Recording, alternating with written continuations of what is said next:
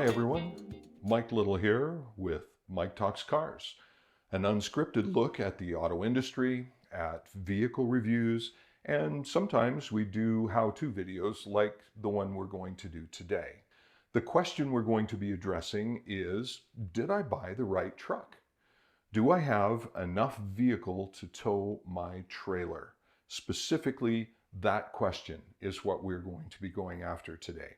And while I'll be talking about pickup trucks, this also applies to SUVs, cars, any vehicle that you might decide that you want to hook a trailer up to. So it has rather broad application. So let's just dive right in. I'm going to pop up some slides here and we will walk through what we have to talk about. So the question again, did I buy the right truck? The good news is brand absolutely does not matter here. It doesn't matter whether you're buying a Ford or a Ram or a GM or a Toyota. You want to make sure that you have the right truck that will handle the weight of your trailer and to do it very, very smoothly, if you will. We want you as the owner to be safe, legal, and happy. Let's start with the basics. GVWR is one of the basic weight ratings that you need to be aware of. What it stands for is gross vehicle weight rating. And a gross vehicle weight rating is put on a vehicle or a trailer by the manufacturer, their engineers, telling you exactly what it was designed to be able to do. And it works for both truck and trailer. They each have a gross vehicle weight rating. Now, sometimes you'll hear a trailer called a gross trailer weight rating associated with that trailer. But gross vehicle weight rating is what we're going to use in our discussion today. What gross vehicle weight rating actually means is this is the maximum weight that that truck can attain in daily operation. Same thing with a trailer. The maximum amount that the trailer can weigh while it is in use. Now, another piece of terminology that we want to talk about is gross axle weight rating. Gross axle weight rating is GVWR, and every axle involved in what you see on the screen right now has its own gross axle weight rating. And there are ways to figure out what that is, and I'll show those to you in just a few moments. Again, because it's a rating placed on the vehicle or on that trailer by its manufacturers, each axle can only carry what its GVWR says it can. Otherwise, you're illegal. Gross combined weight rating is GCWR, and it is the weight of the trailer plus the weight of the truck. And this rating cannot be exceeded. So the combination of those two units together is the maximum that it can attain. Curb weight is a little different. Curb weight, or dry weight when we talk about trailers, is how much the vehicle weighs empty. Now for the truck, it's the weight it weighed when it left the factory. So everything comes into play here, like trim level, the body style, whether it's a crew cab, an extended cab, or a regular cab pickup, how long the box is, all of that stuff goes into the curb weight. The curb weight of the vehicle is how much it weighs sitting at the curb with all fluids topped up and no people and no stuff and no add-on accessories to the vehicle added. The trailer, dry weight, just simply means empty. If the trailer is empty, if there's nothing in it, how much does it weigh? That's the dry weight. Payload becomes the thing that we're going to focus on the very, very most here. Whenever I talk about payload, I have to pause and just sort of make sure that you understand this. There are two elements to payload that you have to be aware of. One is often a manufacturer will publish a maximum payload. And in fact, they put a maximum payload on the truck in the form of a sticker, and we'll get to that in just a minute. But payload, as far as your day-to-day operation is concerned, should be available payload that you're talking about. And we'll show you how to figure that out as we get into it. Payload is calculated generally by going GVWR minus the curb weight equals payload. That's simple, except you often don't get to see what the actual curb weight is. So it's a good thing that there's a way to short circuit this, make it a little bit of a shortcut for you. It's exactly the same for the trailer as well. GVWR minus dry weight equals payload. And if you ever get onto a trailer site, you can often find that dry weight figure for a specific model of trailer. And that's what you can deal with. You know exactly how much payload you can put in the trailer. It doesn't mean, however, that you can max out the payload in the truck and max out the payload in the trailer at the same time and still be legal. Remember, gross combination weight or gross combined weight ratings have to come into play here as well. Now, people are payload. So as soon as you put people in the vehicle, you're no longer dealing with maximum payload, you're dealing with maximum payload minus whatever the people weigh. And that's the way you have to start to think about things. What have I done with my truck? And how does that affect what I can tow? Okay? Towing, tongue load. Tongue load, in this particular image, you see a conventional hitch hooked up to the back of the truck, probably on an equalizer hitch.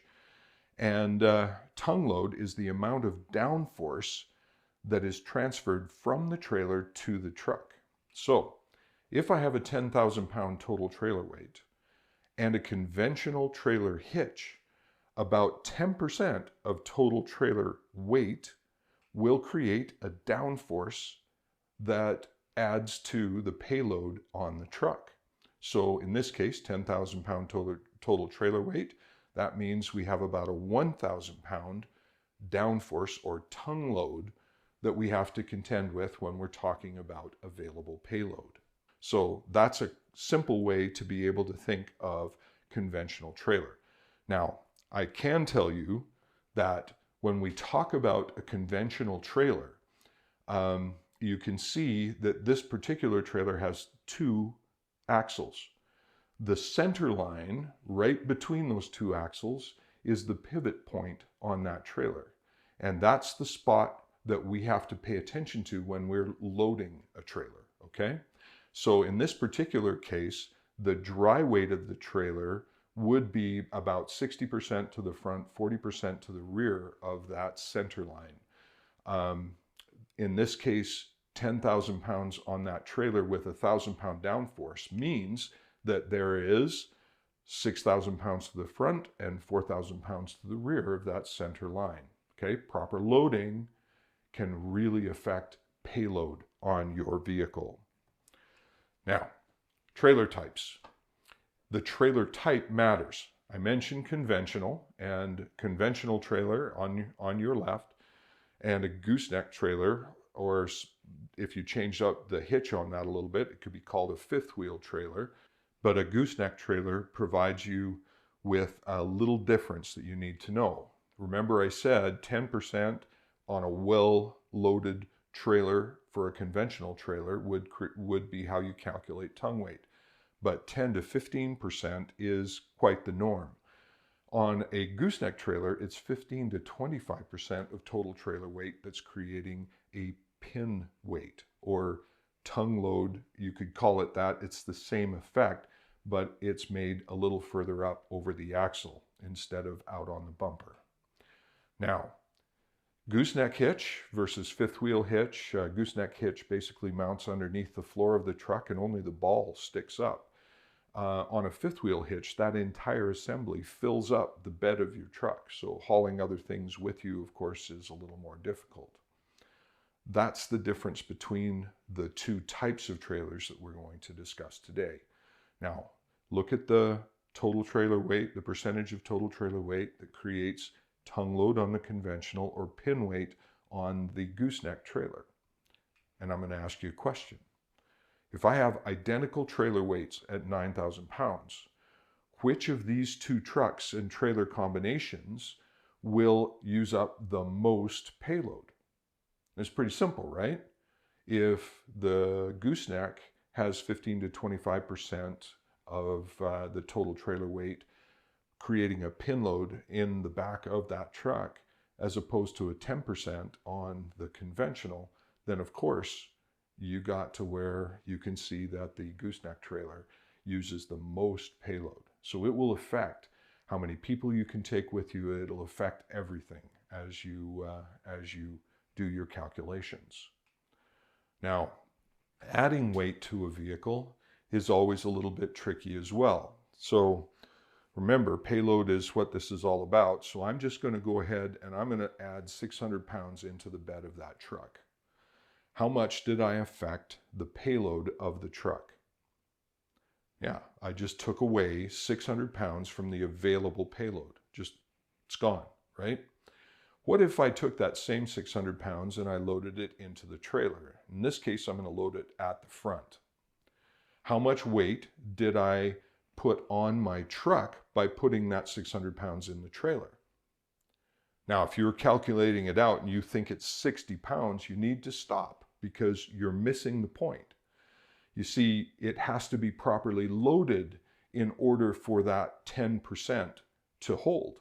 When you put it right in the front of the trailer, all 600 pounds ahead of that center line, the difference of how much weight actually ends up on the truck is a simple calculation from the center of that 600 pounds back to the center point on the trailer axles, and then compare that distance to the distance from the center line on the weight and the center line on the back axle of the truck. It's a leverage principle.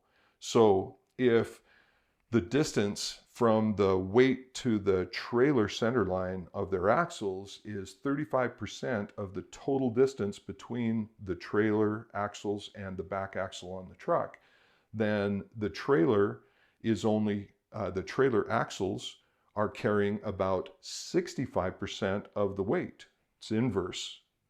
And then 35% of that weight is getting transferred to the truck. So more than a third, over 200 pounds, is what weight is on the truck, okay? If, in fact, I put everything at the back of the truck, I could actually be lifting weight off the tongue load. You do not want to load at the back or off to one side.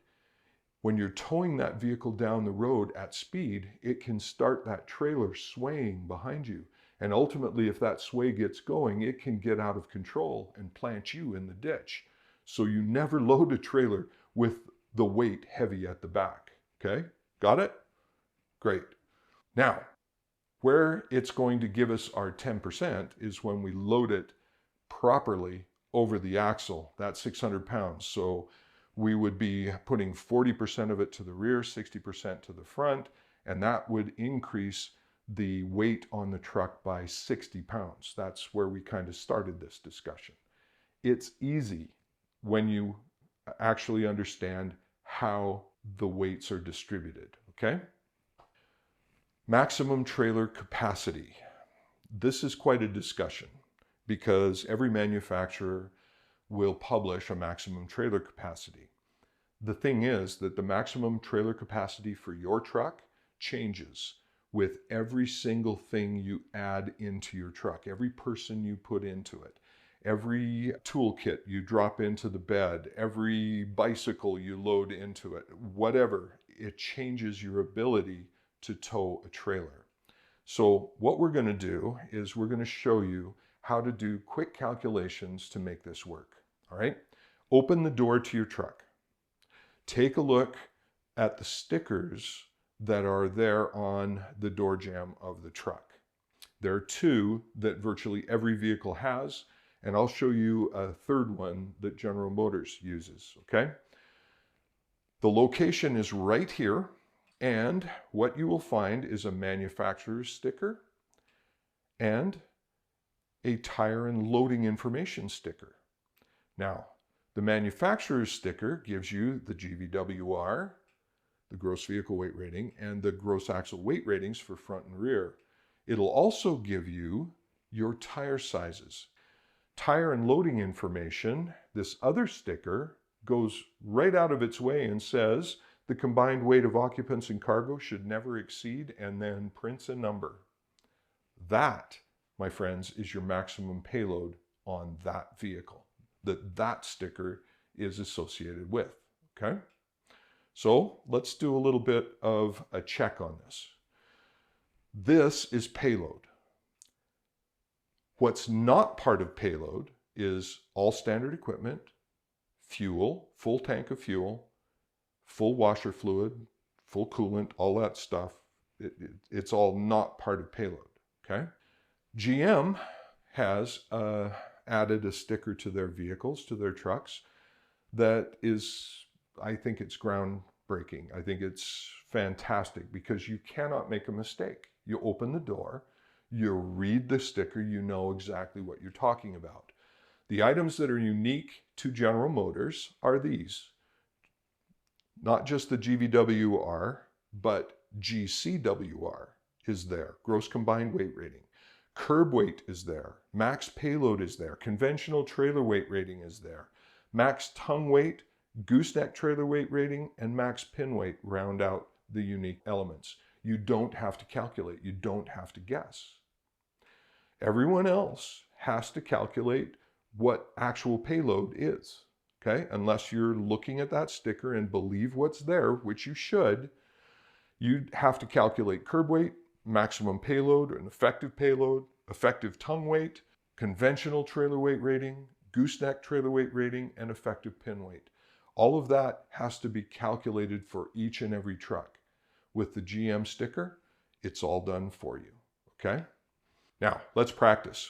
In this case, we're going to use a truck with a GVWR of 7,500 pounds. You can see the gross axle weight ratings, 3,750 and 3,900 for front and rear respectively, and then a load sticker of 1,540 pounds. So that's for this activity. So we know that our little formula was GVWR minus curb weight equals payload. But we also now know that there is a shortcut, right? So I don't see curb weight. It's not there. I can see GVWR. I don't see payload because there's nothing that says payload unless you absolutely know what's happening. So in this case, I can take and say that load sticker is the payload for this truck. And I can take GVWR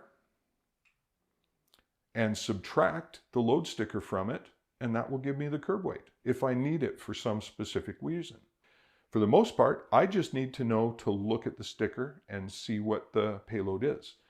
I can guarantee you that if you stay within the load sticker weight ratings on that, if you stay within that, you will not exceed the GVWR. Now, it's still possible that you load the truck badly and end up going over the gross axle weight rating, but you want to be very careful, okay? I keep saying it, payload is king. If you follow the sticker, you don't make a lot of mistakes. This particular sticker for this particular truck, as we talk about it, becomes the reference point for everything else that you're going to do. In this case, we're going to drop 4 people into that truck. And because this is a family, you got 2 kids, 2 parents, we're going to use an average of 150 pounds for them in this example. We're going to add accessories to the vehicle, such as box rails. We're going to add stuff in the back. Okay, we're going to haul stuff in the back of the truck. And then we're going to hook ourselves onto a trailer. So what we want to do is we want to evaluate. How are we doing? And in this case, we want to go and get the number. So for this example, we're going to use the sticker that you see up here right now. So we're going to start with a big 1,974 maximum payload. If you take a look at the trailer is 4,840 pounds dry, and right now it's empty. So let's figure out how much can we put in the trailer, how much can we put in the truck. We're going to start with 200 pounds off for the 10% reserve. Technically, it could be 197.4 pounds and be in the 10% reserve. 10% reserve is used because when you're towing a trailer and you're involved in normal traffic, you can be involved in a situation where hard braking is required, or where you're going over bumps or hard acceleration, things like that that put stress and strain on the combination of the truck and trailer. So 10% reserve is the first thing we do to be able to make sure we've got just a little extra capacity, all right? 10% reserve. Then we've got 600 pounds worth of people, 4 times 150 pounds, 140 pounds worth of accessories, 250 pounds worth of stuff in the truck, and a dry trailer weight, tongue weight of 484 pounds based on the dry weight of that trailer. This leaves us with 300 pounds worth of available payload. So we can go ahead and we can think about where we can put this 300 pounds or other weight as we're figuring out what can this truck and trailer combination actually do. So let's start with 300 pounds. I'm going to take that 300 pounds and I'm going to drop it into the truck. As of this moment, the payload on the truck is maxed out. But I've got a trailer on the back, right? So I can do something pretty cool here because I can go for 300 pounds worth of tongue weight instead of 300 pounds in the truck, right? So I can take that 300 pounds and 9 of its identical best friends and drop them all into that trailer. And at that point, I'm at 7,840 pounds worth of a loaded trailer. I'm back to my absolutely correct maximum payload. I'm right there. That's the most I can do. But here's some good news. I can also take and move those 250 pounds worth of boxes into the trailer. And that gives me 250 pounds of extra capacity. So I can even add more things to the trailer properly loaded up to that 250 pounds of extra tongue load. Or can I? Because that would be 2,500 more pounds, so just over 10,000 pounds loaded with 2,500 pounds more in the trailer. You see, at this point, the concern isn't the truck because the truck is right at capacity, but the question is the trailer. When we talk about trailers, remember, they also have a sticker. And that sticker will give you the GVWR, the gross axle weight ratings of each of the axles that are on there, the size of the tires, it'll give you a serial number, it'll give you the cold tire pressure, all that good stuff. Every trailer that is legal on the road, in other words, it's been built by a manufacturer who can legally sell trailers, it will have this sticker, and you just simply have to refer to it. You notice the number there? Yeah, 9,000 pounds. So we do not want our trailer to weigh over 10,000 pounds. We can only put in as much stuff as would take us up to the maximum of 9,000 pounds. So at the maximum trailer of 9,000 pounds, I can still tow that with that truck. My truck isn't overloaded. My trailer isn't overloaded. Now I just have to compare the gross combined weight rating, and that can be a little more tricky. You have to actually go and find it. You may find it in your owner's manual. You may find it by going to the manufacturer's website or getting a trailer guide from the manufacturer of your truck to figure out what that is. Then you add the total trailer weight to the total truck weight, and as long as it's within that gross combined level, you're all right. So the hope is that we are headed down the road, safe, legal, and happy. And that is a short course in how do I figure it out? If I was to summarize it all, bring it all down to its finest points, it would be these. Open the door on your vehicle. Find the load sticker. Write down that number. And then do your best to calculate what are you putting in your vehicle. Once you figure out how much weight that is going into the vehicle, either in accessories that you've added to it over the factory model, or people, stuff, whatever it is you're putting in, then figure out how much available payload is left over. So all the payload you put in your vehicle subtracted from that load sticker amount will give you a number. Simply multiply that by 10, and that's the heaviest trailer you can tow, okay? That's the heaviest one. Then compare to the ratings and make sure you're not exceeding any of the ratings on the vehicle. That's how you stay safe, legal, and happy. Now, I've found lots of people that make mistakes on this. One of the things that terrifies me is seeing a big old fifth wheel coming down the road on the back of a half-ton truck. It can be a real challenge. I guess it would have been, it was 2017. I went across Canada and was stopping into dealerships to talk with sales consultants about maximum trailer towing. It was a bit of a learning for me. I wanted to see how much salespeople on the front line actually knew. So I walked in to different dealerships all across the country, and I would walk over to the most expensive half-ton truck I could find on the lot, and then I would just start looking around and let a salesperson select me. When they would come over, I would look at them and say, so can you tell me what's the maximum amount that this truck right here will tow? And in virtually every case, well, 10 out of 11 times, I was told it would tow the maximum published number in the brochure. And I stopped and said, whoa, with all this equipment, it will still tow that? Yep. And I mean, I'm taking myself, my wife, my son-in-law, my daughter, all with me. So there'll be 4 big people in that vehicle. It'll still tow that?